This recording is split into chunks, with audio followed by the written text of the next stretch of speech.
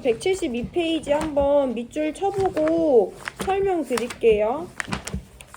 이미 여러분들이 발열이랑 흡열이라는 단어들은 중학교 때부터 들어왔을 건데 화학 반응에서 열의 출입의 방향에 따라 흡열 반응과 발열 반응 두 가지로 분류를 해볼 수 있거든요. 네 번째 줄부터 밑줄 칩니다. 화학 반응이 일어날 때 열을 방출하는 반응을 발열 반응이라 하고 열을 흡수하는 반응을 흡열 반응이라고 한다. 발열 반응이 일어나면 열을 방출하여 주위의 온도가 높아지고 흡열 반응이 일어나면 열을 흡수하여 주위의 온도가 낮아진다. 일단 뒤로 넘어가서 밑줄 먼저 칠게요. 174페이지. 그래서 화학 반응에서 열이 나오든 들어가든 얼마만큼이 나왔는지 얼마만큼이 들어갔는지를 열량계라는 실험 장치를 이용해서 측정을 하는데요. 첫째 줄 끝에부터 밑줄 칩니다. 열량계는 화학 반응에서 출입하는 열량을 측정하는 장치로 기본적으로 단열 반응 용기 1개, 온도계 1개, 젖계 1개 총 이렇게 3가지로 구성이 된다라고 밑줄 쳐놓으시면 돼요.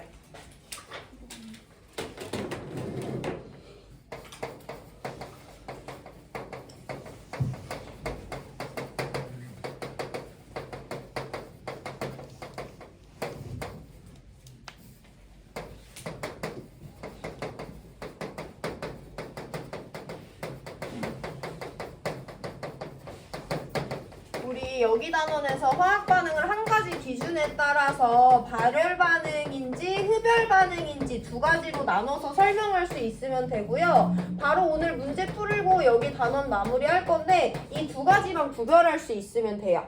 일단 발열 반응은 어떤 반응을 발열 반응이라고 하냐면 방금 밑줄 쳤지만 주위로 열을 방출하면서 진행되는 반응을 발열 반응이라고 하고요. 흡열 반응은 반대로 주위의 열을 흡수하는 반응을 흡열 반응이라고 합니다. 그럼 여기 단원에서 가장 중요한 건 이 정의도 중요한데 그에 따른 주위 온도를 설명할 수 있어야 되는데요. 반응이 진행되고 있어. 내 주먹 안에서 반응이 진행되고 있다? 근데 발열 반응이래. 그럼 내가 주먹에서 반응이 일어나고 있어. 주위로 열을 어떻게 해? 방출하잖아. 그럼 내 주위의 온도는 어떻게 돼? 높아지게 되겠죠. 열 에너지를 받았으니까 해서 발열 반응이 진행되면 주위 온도가 높아진다는 현상을 꼭 설명하실 수 있어야 돼요. 반대로 흡열 반응이 진행된대. 나 반응이 진행되는데 열 에너지를 흡수하면서 반응이 진행되는 거야. 그럼 내 주변은 열 에너지 어떻게 됐어? 뺏겼잖아. 그럼 내 주위 온도 어떻게 돼야 돼? 낮아지잖아요. 해서 흡열 반응이 일어나면 주위 온도가 낮아진다는 현상이 관찰이 됩니다. 그럼 마지막으로 한 가지만 살펴보고 문제풀이 들어갈 건데 쟤는 주위로 열을 왜 방출하냐면 내가 어떤 반응이 진행이 될 거야. 오른쪽에 따라 반응 경로가 진행이 되는 경우고요. 이때 반응에 관여하는 물질들의 에너지를 살펴볼 건데 반응물의 에너지 총합은 이만큼이래. 생성물의 에너지 총합은 이만큼이래. 어쨌든 반응물이 생성물이 되는 과정을 우리가 화학 반응이 일어난다라고 하잖아요. 얘는 반응물의 총합 레벨과 생성물의 총합 레벨 중에 누가 더 높아? 반응물이 더 높지. 그럼 반응물이 생성물이 되면서 이 둘의 차이만큼에 해당하는 에너지를 어떻게 해야 돼? 버려야 되잖아. 이때 얘네들은 열 에너지의 형태로 주위로 열을 버려야. 그래서 우리가 발열 반응을 누구라고 정의를 또 할 수 있어야 되냐면 반응물의 에너지 총합과 생성물의 에너지 총합을 비교했을 때 누가 더 높냐면 반응물의 에너지 총합이 더 높은 반응을 우리는 발열 반응이라고 정의하거나 설명할 수 있어야 됩니다. 반응물의 에너지 총합이 더 높은 경우에 반응물이 생성물이 되면서 열 에너지를 버리고 그에 따라 주위 온도가 높아지는 거니까. 그럼 반대로 흡열 반응도 반응 경로에 따라 에너지를 표현을 해볼 건데요. 흡열 반응은요. 반응물과 생성물 중에 누가 더 높겠어? 반응물보다 생성물의 에너지 총합이 더 높기 때문에 반응이 진행되려면 이 둘의 차이에 해당하는 만큼의 에너지를 얻어야 진행될 수 있어요. 그래서 주위에 있는 열 에너지를 뺏어 와서 얘네들이 이 반응이 진행될 수 있는 거고 그래서 주위 온도가 낮아집니다. 그럼 우리 흡열 반응을 발열 반응과 반대로 한번 다시 정의해보면 반응물의 에너지 총합과 생성물의 에너지 총합을 비교해 봤을 때 이번에는 누가 더 큰 거야?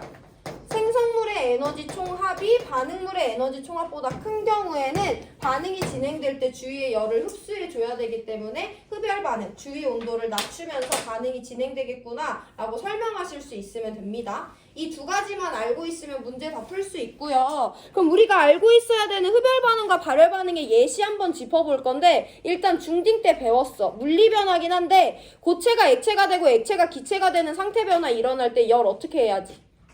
얼음이 물로 되려면 열 흡수해야 되지. 물이 수증기로 끓려면 열을 흡수해줘야 되죠. 이 방향 흡열 반응이었어. 반대로 기체가 액체가 되거나 액체가 고체가 되는 반응은 열을 방출해줘야 되니까 발열 반응이겠지. 이 예시 기본적으로 알고 계셔야 되고요. 두 가지 화학 변화에 대해서 우리가 이미 설명할 수 있는데요. 연소 반응 있지. 어떤 물질을 산소랑 반응시키면 열과 빛이 나오잖아. 연소 반응은 발열이겠어, 흡열이겠어? 내 앞에서 불 나고 있어. 나 온도 어떻게 돼? 뜨거워지지, 덥잖아. 그래서 연소 반응은 대표적인 발열 반응이에요.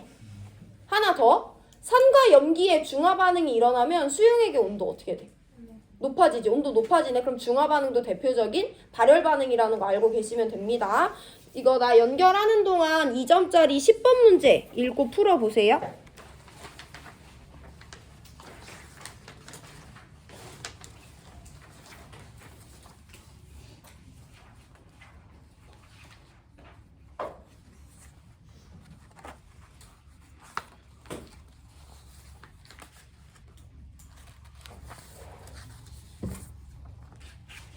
야, 10번 문제 볼 건데 반응 경로에 따른 에너지를 그래프로 나타내줬어. 얘를 보면 반응물이 생성물이 될 건데 반응물의 에너지 총합과 생성물의 에너지 총합 중에 누가 더 커요? 생성물의 에너지 총합이 더 높지. 그럼 얘네들은 이 차이에 해당하는 만큼의 에너지를 어떻게 해줘야지?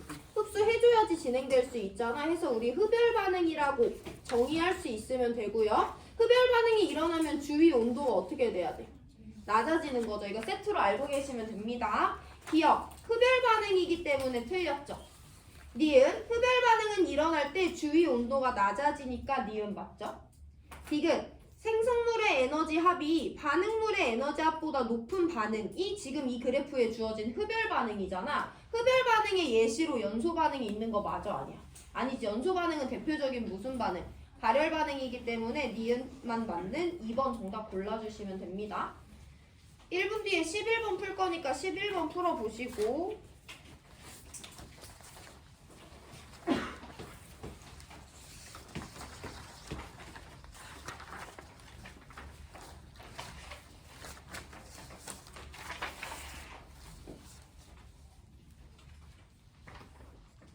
자, 상태 변화에 대한 내용입니다. CO2 고체가 CO2 기체가 된대. 고체가 기체 쪽으로 가는 상태 변화는 열을 흡수해야 일어나 방출해야 일어나? 흡수해야 일어나는 거죠. 그래서 열을 흡수해서 CO2 기체가 되는 거야. 반대로 H2 기체의 액화에 대해서 물어보고 있어요. 액화는 어떤 상태 변화야? 기체 상태의 물질이 액체 상태로 되는 상태 변화를 액화라고 하죠. 기체가 액체 방향으로 가는 건 흡열 반응이었어? 발열 반응이었어? 발열이었죠. 열을 방출하면서 일어나는 거니까 해서 정답 2번 골라주시면 됩니다. 바로 12번 문제 같이 볼게요. 내가 아까 교과서 174페이지 밑줄 치면서 열량계의 구성에 대해서 말씀드렸는데 열량계 구성은요 크게 3개예요. 첫 번째, 반응이 일어나는 용기인데 얘의 특징은 단열입니다. 두 번째, 온도계가 있고요. 세 번째, 젖계가 있어요. 이렇게 3가지가 구성품이에요. 자, 그러면 열량계의 기본적인 원리를 먼저 말씀드리면 이 안에서 만약에 발열 반응이 진행이 됐대. 그럼 얘는 주위로 열을 어떻게 해? 방출하는 거잖아. 그럼 이 통 안에 있는 물질들의 온도가 어떻게 돼? 높아지잖아. 그럼 이 온도가 얼마나 높아졌는지에 따라 얼마만큼의 열량이 발생했는지 알 수 있지. 예를 들어 25도씨였는데 27도씨가 됐어. 그럼 온도 높아지고 있는 거니까 발열 반응이네. 예를 들어 25도씨였는데 29도씨가 됐어. 여기도 온도가 높아지고 있으니까 발열 반응이네. 근데 1번 실험에서 발생한 실험과 2번 실험에서 발생한 열량은 크기가 같겠어? 다르겠어? 다르겠지. 열량이 더 많이 방출되면 방출될수록 온도 변화가 크게 나타날 거 아니야. 해서 열량계에서 온도계는 꼭 있어야 되는 구성품이에요. 그랬을 때 이 반응 용기의 특징이 뭐여야 되냐면 단열이어야 되거든요. 왜냐면 내가 여기서 안에서 반응이 진행이 되는데 발열 반응이래. 그래서 열이 막 발생했어. 그러면 이 열들은 어디에만 사용이 되냐면 이 통 안에 있는 물질들의 온도를 높이는 데만 사용이 돼야지 우리가 오차없이 온도 변화로 열량을 확인을 할 건데 이 통이 단열이 아니래. 그래서 이 반응에서 발생한 열들이 밖으로 빠져나간대. 그럼 나는 25도씨에서 29도씨로 높일 수도 있었을 텐데 열들이 질질 새가지고 25도씨에서 27도씨로만 높아지는 관찰 결과를 얻어낼 수도 있잖아요. 그래서 이 통은요, 발열 반응이든 흡열 반응이든 얼마만큼의 열량이 정확히 발생했는지 계산하기 위해서 단열이라는 특징이 있어야 됩니다. 이것들이 시험 문제에 나오진 않으니까 편하게 들으시고, 마지막 접계예요. 접계는 왜 필요하냐면 너네 중화반응 실험할 때도 봤지만 내가 여기다 지시약을 넣어놓고 염기용액을 똑똑 떨어뜨릴 거야. 그럼 샛별은 어디에서만 나타나? 가운데에서만 쭉쭉쭉쭉 나타나잖아. 해서 우리가 중화반응 적정할 때도 이 플라스크를 계속 흔들어줬었어. 나 온도 변화를 정확히 측정해야 되는데 반응이 여기서 일어나? 그럼 여기 온도가 30도씨까지 되는데 여기까지 퍼져나가지 못해서 얘가 27도씨로 측정되면 내 실험엔 오차가 있는 거잖아요. 그래서 젖계로 저어주면서 이 통 안에 있는 용액의 온도가 균일하게 나타나는 역할을 하는 게 젖계입니다.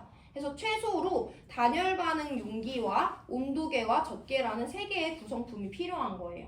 그냥 그렇구나 하고 넘어가시면 됩니다. 그럼 우리 이제 12번 문제를 풀어볼 건데 얘가 가설을 설정하고 검증하는 과정이야.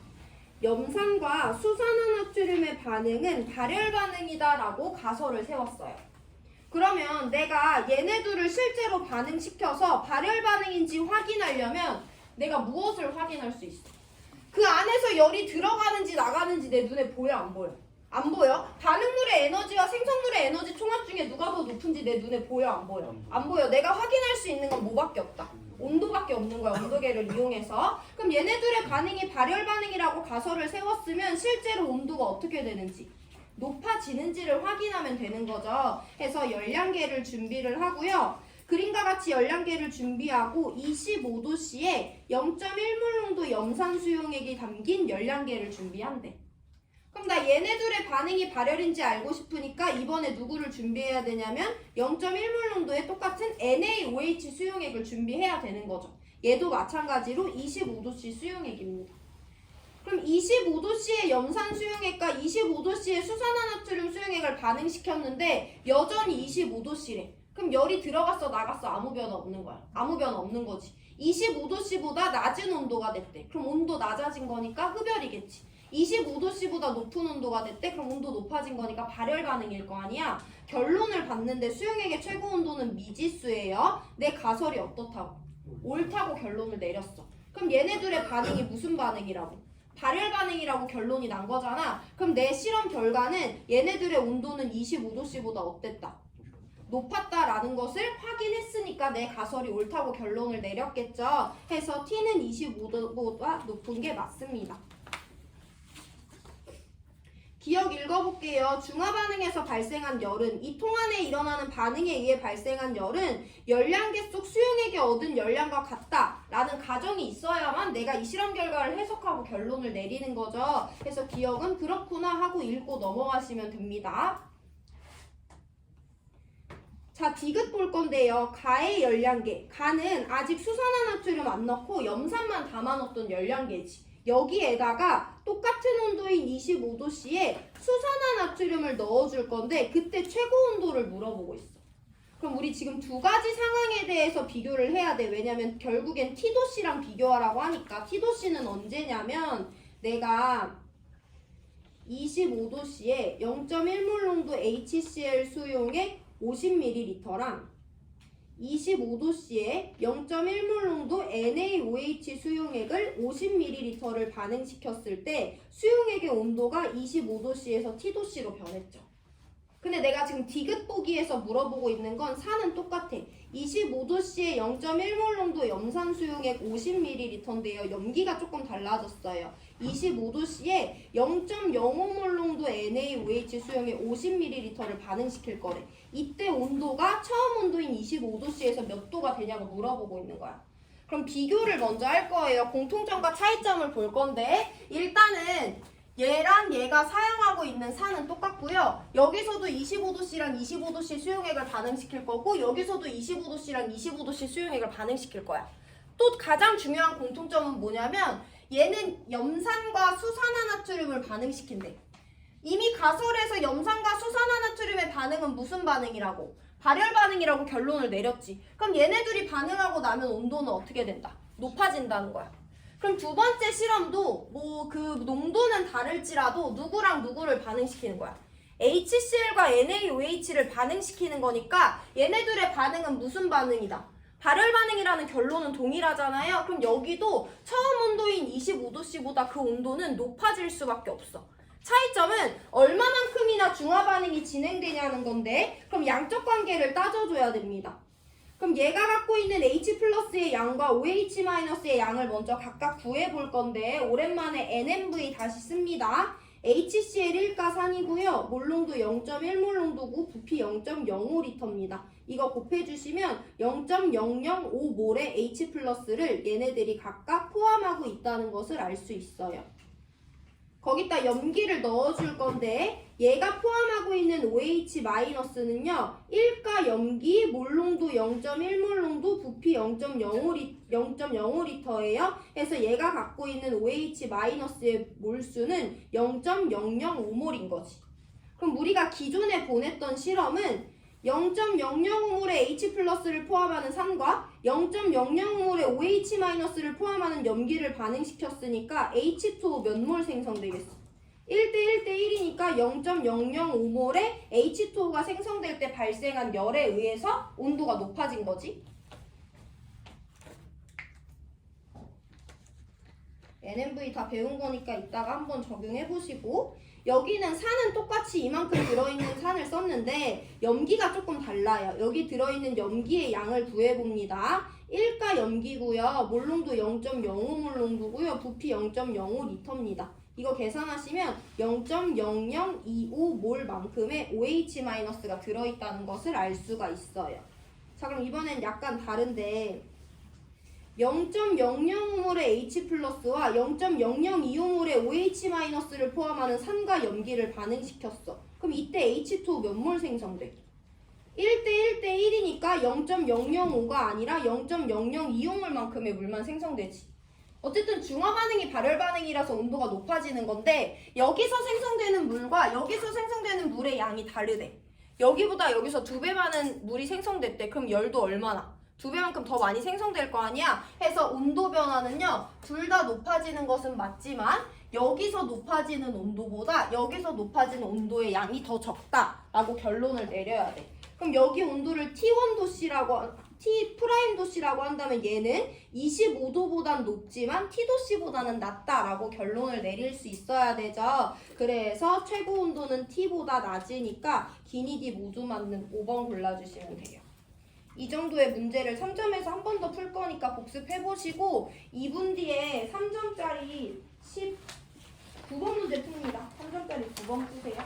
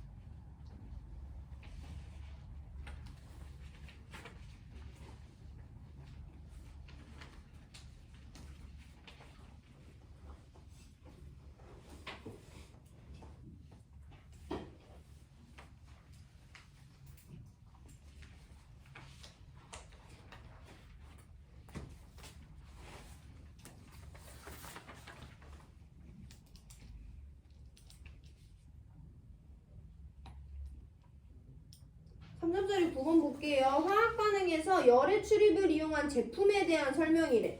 열의 출입이 나오면 항상 우리 눈으로 관찰할 수 있는 온도 변화가 되게 중요한 내용이라고 보시면 되는데 첫 번째 제품 냉찜질 주머니예요. 냉찜질 주머니는 우리가 어떻게 하고 싶을 때? 몸을 차갑게 마사지하고 싶을 때 쓰는 거지. 냉찜질 주머니 주위의 온도는 낮아져야만 우리가 효과적으로 쓸 수 있어. 그럼 냉찜질 주머니 안에선 계속 무슨 반응이 일어나야 돼? 흡열 반응이 일어나야지 우리가 우리 몸을 차갑게 하는데 사용할 수 있겠죠. 그 원리를 알고 계시면 됩니다. 반대로 발열 도시락은요, 추가적인 가열 없이 그 안에서 음식물을 익힐 수 있는 도시락인 거야. 그럼 음식물을 익히려면 뭐가 필요해? 열이 필요한 거잖아. 그럼 발열 도시락 안에선 무슨 반응이 일어날 수 있어야지? 발열 반응이 일어날 수 있어야지 얘가 열 에너지의 형태로 우리한테 에너지를 줄 거고 그걸로 음식을 익히는 거죠. 그래서 가와 나에서는 내가 필요한 온도가 어떤지, 낮아져야 되는 건지 높아져야 되는 건지에 따라서 흡열 반응이 필요한 제품인지 발열 반응이 필요한 제품인지 판단해 주시면 됩니다. 그러면 질산암모늄이 물에 용해되는 반응이 흡열 반응이기 때문에 냉찜질 주머니에 사용하는 거고요. 산화칼슘이 물이랑 하는 반응이 발열 반응이기 때문에 발열 도시락에 사용을 하겠구나 라고 자연스럽게 해석해 주시면 됩니다. 기억, 질산암모늄이 물에 용해되는 반응이 흡열 반응이니까 냉찜질 주머니에 활용하고요. 동그라미 기억이 OH-가 된다는 것은 원자의 종류와 개수 맞춰주고 전하, 중성으로 만들어주려면 들어갈 수밖에 없으니까 그런가 보다 하시면 되고요. 디귿, 나의 반응에서 생성물의 에너지 합이 반응물의 에너지 합보다 크니 이거 무슨 반응이야? 생성물이 반응물보다 크면 반응이 진행되면서 에너지를 먹어줘야 되니까 흡열 반응인 거지. 근데 나에는 어떤 반응이 응용이 돼야 돼? 발열 반응이기 때문에 디귿은 틀렸어요.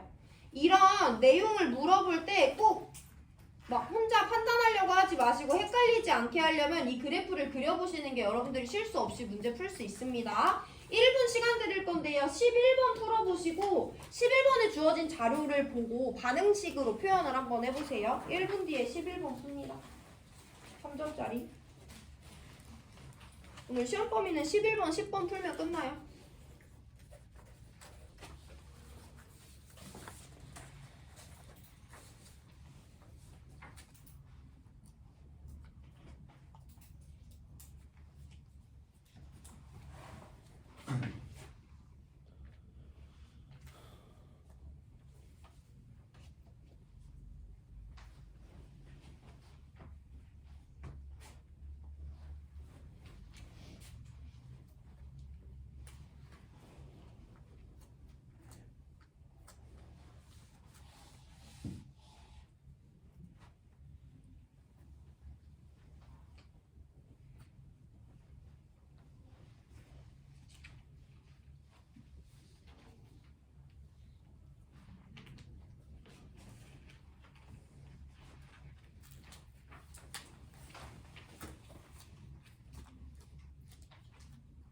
(11번) 같이 볼게요. 다음은 세 가지 화학 반응에 대한 설명과 그 세 가지 화학 반응을 두 개의 기준으로 분류한 벤 다이어그램을 나타내줬대. 우리 일단 세 가지 반응을 볼 건데요. 이 반응들은 반응물이 생성물이 된대. 반응물이 생성물이 된대. 반응물이 생성물이 된대. 세 개 반응 모두 다 반응물과 생성물의 화학식을 줬기 때문에 우리 1단원에서 배운 대로 화학 반응식을 완성시킬 수 있어요.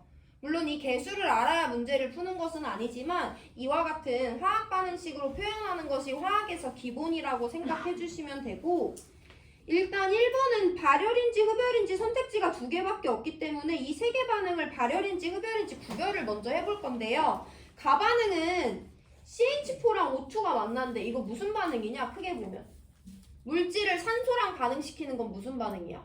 연소 반응이라고 내가 항상 묶어줬죠. 연소 반응은 무슨 반응이니까? 발열 반응이니까 가반응은 발열 반응이라고 구별해 주시면 됩니다. 물질을 O2랑 반응시키는 건 연소 반응이라고 정의를 합니다. 나반응은 H+랑 OH-가 만나서 물이 된대. 이거 누구 알자이온 반응식이야? 중화 반응이 알자이온 반응식이죠. 중화 반응은 대표적인 무슨 반응? 발열 반응이니까 나반응도 발열 반응이다 라고 해주시면 돼요. 야, 다반응은 어디서 많이 본 반응이지? 이거 뭐야? 광합성이야. 광합성이에요. 근데 광합성인 거 몰라도 문제를 풀 수 있어야 되는데 이산화탄소랑 물이 만나서 포도당이랑 산소가 된대. 이건 우리가 발열인지 흡열인지 배우지 않았는데 얘 역과정을 한번 봐봐. 역반응이 만약에 일어날 수 있다면 포도당이랑 누가 반응해? 산소가 반응해. 그럼 역반응은 포도당의 무슨 반응? 연소 반응이라고 분류해줘야 돼요. 어쨌든 어떤 물질이 산소를 만나네? 얘네 둘이 반응하는 건 우리는 연소 반응이라고 정의합니다. 그럼 얘의 역반응은 무슨 반응인 거야? 발열 반응이지. 그럼 정반응은 무슨 반응이겠어? 흡열인 거야. 잘 생각을 해보세요. 이 반응은 예를 들어서 내가 포도당이랑 산소를 반응시켜서 물과 이산화탄소를 만든대. 근데 어쨌든 누군가를 산소랑 반응시킨다는 거니까 이 반응이 발열 반응에 해당하는 연소 반응이라는 건 알 수 있죠. 근데 우리는 지금 반응물과 생성물이 바뀌었는데 우리는 물과 이산화탄소가 반응물이고 포도당과 산소가 생성물인 거야. 그럼 반대로 반응물이 생성물이 되는 과정은 역과정이니까 반응물보다 생성물의 에너지가 높은 거잖아. 그럼 우리 이 반응이 흡열 반응이라고 설명할 수 있는 거죠. 정반응이든 역반응이든 양쪽 하나라도 열의 출입 방향을 안다면 반대 방향은 출입 방향도 반대가 되는 거예요. 반응물과 생성물의 에너지 레벨이 정반대가 되는 거니까. 해서 반대로 봤을 때 얘는 연소 반응이니까 발열 반응이네. 그럼 우리가 궁금한 정반응은 흡열 반응이다 라고 결론 내려주시면 됩니다. 해서 가나다를 모두 분류를 해봤어. 그러면 발열 반응에 해당하는 가와나는 1번에 흡열 반응에 해당하는 다는 1번에 있지 않으니까 우리 1번 기준에는 발열 반응이다가 들어가는 것이 맞구나 라고 골라주면 됩니다. 자, 2번을 갈라볼 건데 2번에 흡열 반응이다 들어가면 되니 안 되니? 그럼 가반응은 흡열이면서 발열이라는 건데 그런 애 반응은 없잖아요. 그래서 2번 기준에는 그것이 들어가면 안 되고, 그럼 두 번째 중화 반응이니 여기 세 개 중에 중화 반응 누구밖에 없어? 나밖에 없어. 그럼 가가 여기 사이에 껴있을 수는 없잖아요. 그래서 중화 반응이다라는 것도 안 돼. 그럼 정답이 산화환원 반응 2번이라는 건데 가나다가 산화환원 반응에 해당하는지 안 하는지 우리 구별을 해봅니다. 산화환원 반응은 화원에서 다 뭘로 설명할 수 있냐면 다 산화수로 설명할 수 있어요. 산화수 부여해봅니다. 화합물 수소 플러스 1, 그럼 산소 마이너스 4여야 돼. 포동소 물질 마이너스 2니까 플러스 4, 플러스 1, 마이너스 2예요. 그럼 탄소의 산화수가 마사에서 풀사로 증가하는 동안 산소의 산화수가 0에서 마2로 감소하니까 얘는 산화환원 반응이 맞죠. H2O 생성되는 반응 볼게. 1원자 이온이니까 얘 산화수 플러스 1이지. 다원자 이온에서 산소 마이너스 2, 수소 플러스 1 주면 합이 마이너스 1이 되죠. 화합물에서 수소 플러스 1, 산소 마이너스 2예요. 여기 산화수가 변하는 원자가 있어 없어? 없잖아. 그럼 얘는 산화환원 반응이 아니라고 결론 내려주면 되는 거예요. 디귿 봅니다. 화합물이니까 산소 마이너스 2, 탄소 플러스 4, 수소 플러스 1, 산소 마이너스 2. 화합물이니까 수소 플러스 1, 산소 마이너스 2 가져가면 탄소는 0의 산화수를 가져가고요. 산소는 호돈소 물질이니까 제로입니다.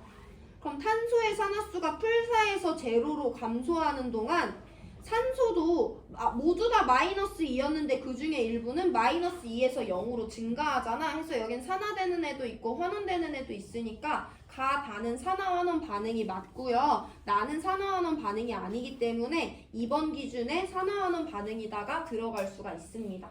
정답 2번 골라주시면 되고 2분 드릴 건데 복습 필요하면 하시고 10번 문제 풀어보세요. 시험 범위 마지막 문제입니다.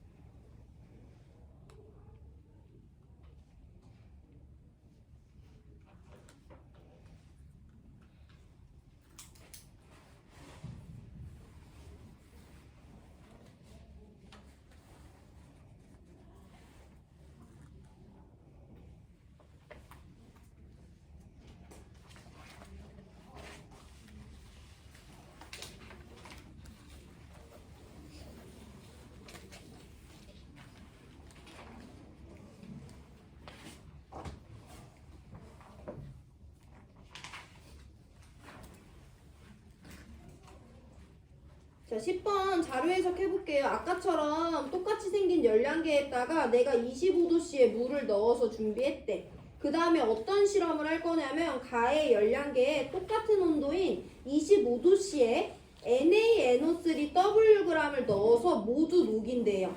용해를 모두 시켰대. 그 다음에 온도를 측정했대.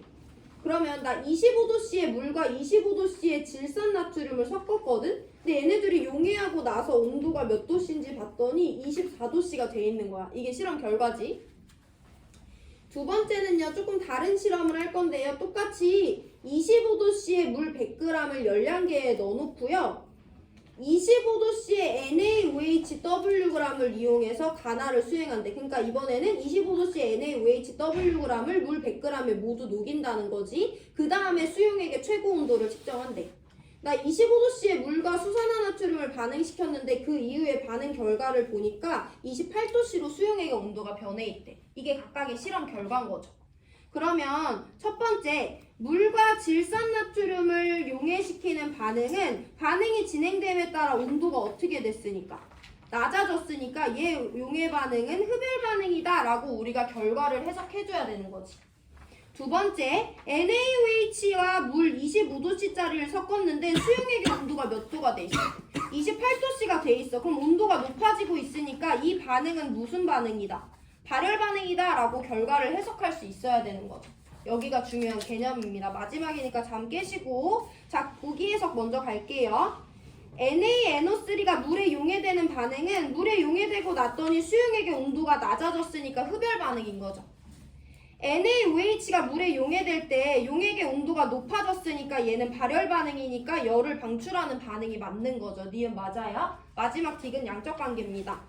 내가 25도씨의 물 100g을 준비하고 거기다 NaOHWg을 녹이는 게 아니라 그의 절반인 NaOH 2분의 1Wg을 녹여줄 거래.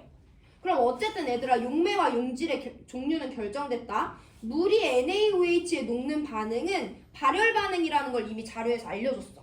그럼 내가 조금을 넣어줬어도 물에다가 NaOH 2분의 1Wg을 녹여줬으니까 이 수용액의 온도는 높아져야 돼, 낮아져야 돼? 높아져야 되는 건 맞아요. 25도씨보단 높습니다. 근데 아까 Wg이 모두 녹았을 때 25도씨에서 28도씨로 3도씨나 높아졌잖아. 근데 나 이번엔 얼마만큼만 녹여주는 거야?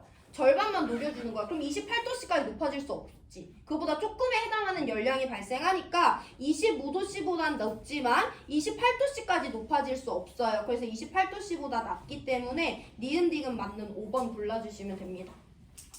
일단 시험 범위 수업은 여기까지고요. B반에서 문제 풀이할 때 내가 잠깐 헷갈린 게 있는 것 같아서 2분 뒤에 문제 풀이했던 거 몇 가지 확인하고 시험 범위 확인하고 수업 마칠게요. 이 문제집 2점짜리 4번 펴놓으시고 2분 뒤에 내용 확인합니다.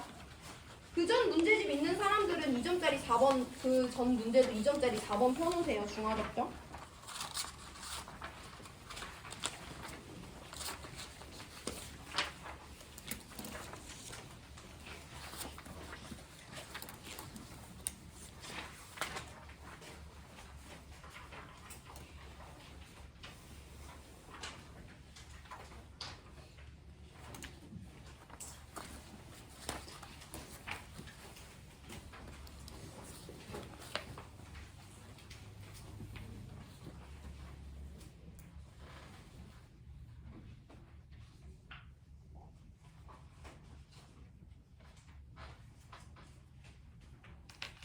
일단 2점짜리 4번에서 내가 너네들한테 풀이를 약간 틀리게 해줬는데 누가 산화되고 누가 환원되는지를 찾는데요. 가반응에서는요. S의 산화수가 플러스 4였는데 나중에 산화수가 제로로 환원되고 있어. 그럼 SO2는요. S는 지금 환원되고 있고 산소의 산화수는 변화가 없기 때문에 우리 이 물질 산화가 아니라 환원된다 라고 설명할 수 있어야 되는 거죠. 반대로 나반응에서 황은요. 산화수가 플러스 4였는데요. 반응 후에 산화수가 풀 6이 되고 있어요. 그럼 SO2를 구성하는 황은 산화되고 있는데 산소의 산화수는 반응 후에도 변화되지 않으니까 우리 나반응의 SO2는 산화되고 있다라고 설명할 수 있어야 돼. 그럼 동그라미 기억은 H2S가 되는 건데 얘를 구성하는 애들의 산화수를 보면요. 수소의 산화수는 변하지 않았어요. 근데 황은요 마이너스 2였는데 0으로 되고 있으니까 얘의 산화수는 반대로 증가하고 있어. 얘는 산화되고 있는 거죠. 그래서 가반응에서 H2S가 산화되고 있다라고 설명하셔야 되고, 나반응에 있는 Cl2는 산화수 제로였는데 마이너스 1이 되고 있으니까 Cl2가 환원돼요. 이전에 B반에서 내가 가에서 SO2가 산화된다고 하고 H2S가 환원된다고 잘못 설명드렸었는데, 가에서 SO2는 환원되고 나에서 SO2가 산화돼요. 가에서 H2S는 산화되고요. 나에서 Cl2가 환원됩니다. 그 내용 바꿔서 설명드렸으니까 다시 한번 수정해서 적어주시고, 2점짜리 8번은 풀이에 틀린 건 없었는데 풀이를 하나 빼먹어서 그 풀이 내용 같이 한번 설명드리고, 문제에서 요구하는 건 아닌데 다른 반은 풀어줘서 B반도 풀어주고 이 문제집 마칠게요. 우리가 이 문제를 풀 땐 누구에 대해서만 봤냐면, 반응 전에 HCl 안에 수소는 1가 플러스의 형태로 존재했어. 근데 반응하고 났더니 H2가 발생했네? 그럼 H 플러스는 전자를 얻어서 H2가 되고 있으니까 H의 환원 반쪽 반응식을 적었어요. 그리고 문제에서 반응 전에 H 플러스가 몇 몰 있었는지 알게 해줬고, 반응 후에 H 플러스가 몇 몰 있었는지 알게 자료를 줬기 때문에 전과 후의 양을 비교해서 H 플러스 0.03몰이 반응에 참여한다. 그럼 2대 1이니까 H2는 0.02몰이 생성되고, 1대 1이니까 전자는 0.03몰이 주고받게 된다. 해서 이동한 전자의 양까지 모두 다 H를 가지고 설명할 수 있었어. 한 가지 더, H가 전자를 얻어서 환원된다는 건 누군가 전자를 잃어서 산화되고 있다는 건데, 문제에서 A가 모두 반응에 참여한다고 줬기 때문에 A는 산화된다는 걸 알 수 있었어요. 그래서 기억 보기가 맞다는 것도 알 수 있었는데 우리 A의 산화수를 안 구했거든요. A의 산화수 구하면서 반쪽 반응식 복습을 해볼 건데, 일단 이 안에서 일어나고 있는 반쪽 반응식 중에 하나, 수소는요 전자를 받아서 H2가 돼요. 이게 여기 안에서 일어나고 있는 환원을 반쪽 반응식의 형태로 나타낸 겁니다. 그럼 그때 누가 산화되냐면 A가 산화되는 거잖아. 근데 A의 산화수를 모르니까 N 플러스가 전자 N개 잃는다고 해서 산화 반쪽 반응식을 이와 같이 적어줄 수가 있죠. 우리 얘네들을 완전 반응식으로 더해줄 거야. 그럼 누구의 개수를 맞춰야 돼? 전자의 개수를 맞춰야 되죠. 전자 몇 개로 맞춰야 되니? n이 얼마인지 모르니까 2n개로 맞춰줘야 되죠. 해서 첫 번째 반응에다가는 모두 다 n을 곱해주고요. 두 번째 반응에다가는 모두 다 2를 곱해줍니다. 그러면 전자 2n개, 전자 2n개 주고받으니까 지우고, 2n개의 H 플러스가 2개의 A를 만나서 n개의 H2와 2개의 AN 플러스가 생성되는 2n2, n2의 개수에 해당하는 완전 반응식을 얻을 수가 있는 거지. 그럼 우리 여기서 n을 얻어내 볼 건데, 일단 아까 썼던 거야. 반응 전에 H 플러스 0.05몰 있었고요. 반응 후에 H 플러스 0.02몰 있었습니다. 그리고 또 문제에서 뭐 알려줬냐면, 나 반응 전에 A 원자를 몇 몰 넣어줬냐면, A 원자다 0.01몰 넣어줬어. 근데 A 넣어준 A 원자는 모두 반응했다고 했으니까 A는 0몰 남은 거죠. 얘네들 비교해 주시면 됩니다. 그럼 얘는 지금 반응을 통해서 0.03몰이 반응에 사용이 된 건데, 0.01에서 0이니까 얘는 0.01몰이 반응에 참여하고 있는 거지. 그럼 H 플러스와 A 원자의 반응 몰비가 몇 대 몇이야? 3대 1이잖아. 그럼 이 n 대 2, 얘네들의 개수도 3대 1이기 때문에 우리 n이 3이다. A는 3가 플러스가 되는 금속이다 라는 거 알아내 줄 수는 있었어요. 문제에서 요구하진 않지만 다른 반에서는 풀어줬고, 이런 내용이 어쨌든 문제에서 준 자료로 해석할 수 있는 거니까 산화 반쪽 반응식, 환원 반쪽 반응식을 만들고 얘네들을 합쳐서 개수가 2와 같다는 거, 전과 후의 양을 비교해서 반응 몰비가 3대 1이라는 거 알아내면 이 내용 확인할 수 있습니다. 질문 있는 사람 하시고 1분 뒤에 마지막 하나 확인하고 시험 범위 볼 건데요. 이 전 문제집 꺼내놔라. 중화 반응 양적 관계.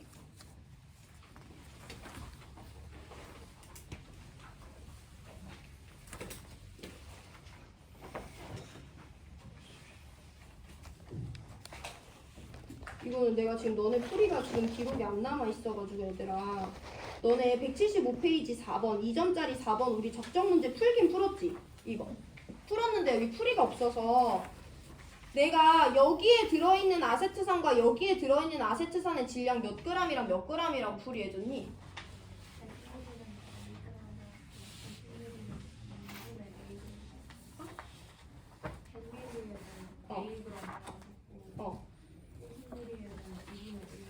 근데 그 A도 실제값을 구했잖아. 실제값 안 구했어? X 가지고 표현 안 했어, X? 몇 X라고 표시했어? 100ml에? 50ml에는?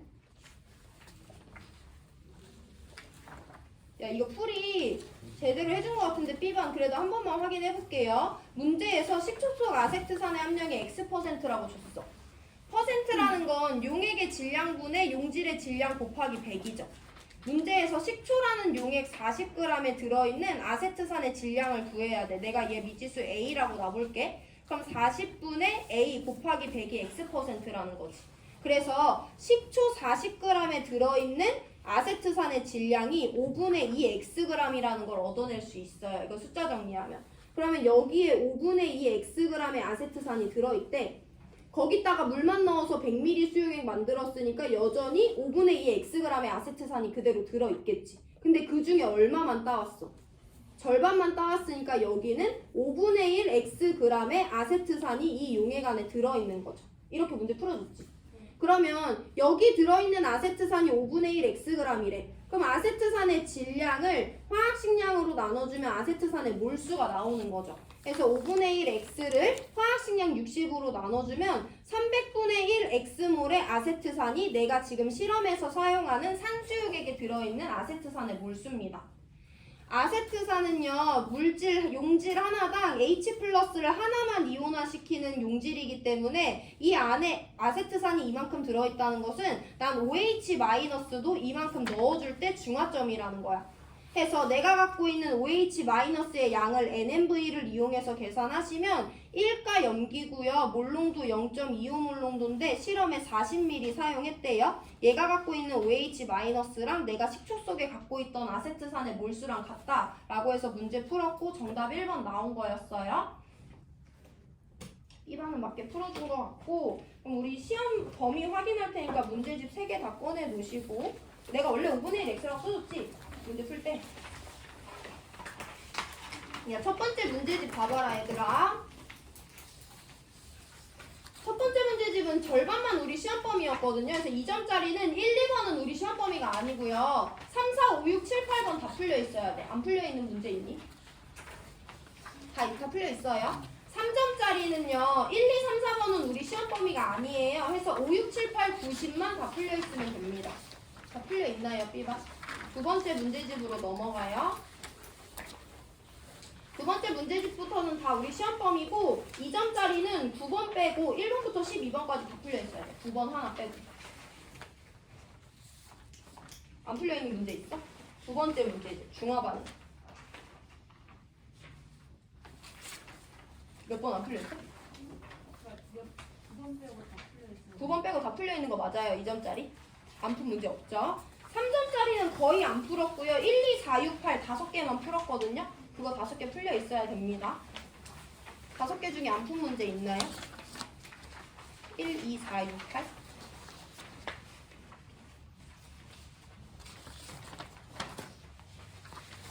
네, 이 B반에서 누구한테 의지해야 되는 거니? 다 풀려 있어요. 1, 2, 4, 6, 8 자, 세 번째 문제집입니다. 세 번째 문제집은요. 일단 2점짜리는요. 다 풀려 있어야 돼요. 1번부터 12번까지. 다 풀려 있죠? 3점짜리는 12번 빼고 1번부터 11번까지 다 풀려 있어야 돼요. 다 풀려 있어요. 여기까지 해서 우리 시험 범위 마무리할 거고 시험 문제는 24문제예요. 제가 계속 말하고 있지만 우리 수업 수준보다 어렵게 내려고도 안 했고 쉽게 내려고도 안 했기 때문에 수능 특강에 대한 철저한 복습, 반복적인 문제풀이가 필요하고요. 그럼 좋은 성적 받을 수 있을 거예요. 그리고 문제수 배분은 내가 정확히 얘기해 줄 수는 없지만 항상 수업 시간에 우리가 할애한 시간에 비례했어. 근데 우리 시험 범위 3가지 문제집인데 두 번째 건 문제수를 적게 풀었지만 어렵기 때문에 시간이 많이 들었거든요. 그래서 대충 3개의 범위에서 모두 다 비슷하게 나온다고 알고 계시면 됩니다. 그리고 시험 후 일정에 대해서 물어봐서 미리 말씀드리면 어쨌든 우리가 수능 특강이라는 화학원 문제집 하나를 다 끝냈단 말이야. 그럼 이제 결정한 친구들도 있겠지. 화학원을 수능에 볼지 안 볼지. 근데 볼지 안 볼지 모르는 친구들도 있을 거기 때문에 수능을 한번 같이 풀어볼 거예요. 해서 올해 수능 화학원 문제집을 제가 뽑아와서 실제로 30분 시간 재고 풀고 1번부터 20번까지 한 회차에 대해서 풀이를 다 해드릴 겁니다. 방학 전까지 남은 시간 동안. 그렇게 알고 계시면 되고, 그러니까 시험 끝나고 나서도 수학능력시험 올해 거 화학원은 웬만하면 아껴두세요. 그리고 한 가지 말씀드릴 건 내가 항상 해마다 애들을 데리고 문제집을 하나를 처음부터 끝까지 다 풀거든? 근데 너네가 올해 유독 힘들어해서 내가 중화반응의 양적관계 3점짜리를 되게 많이 안 풀었어. 그래서 한 회차 수능을 풀고 필요하다고 생각되면 거기 있는 3점짜리 중에 한두 개 정도는 추가로 풀 수도 있습니다. 그렇게 알고 계시고 문제집이나 질문 있으면 언제든지 요청하시면 돼요. 쌤, 세 번째 이름 뭐 어떻게